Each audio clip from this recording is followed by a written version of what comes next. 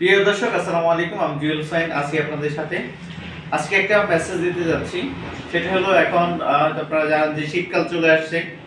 তো যারা আপনাদের বাচ্চাদেরকে মাদ্রাসায় দিয়েছেন, আপনারা একটা জিনিস আপনাদের বাচ্চাদের একটু খেয়াল রাখবেন।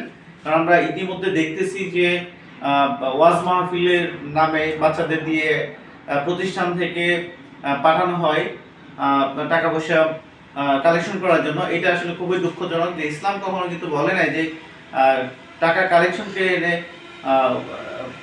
ওয়াজ মাহফিল করার জন্য। তো যদি ওয়াজ মাহফিল করতে হয়, আমি মসজিদ মাদ্রাসা কমিটির লোকদের অবগতির জন্য বলতে চাই যে আপনারা নিজেরা গিয়ে টাকা কালেকশন করেন, বাচ্চাদের দিয়ে করাবেন না। যারা গার্জিয়ান আছেন তাদের বাচ্চাদের খেয়াল রাখবেন, খোঁজখবর নেবেন। কারণ বাচ্চারা প্রতিষ্ঠান থেকে অনেক দূরে গিয়েও কিন্তু টাকা কালেকশন করে। এটা আসলে খুবই দুঃখজনক। ইসলাম কিন্তু আমাদের এটা শিক্ষা দেয় না।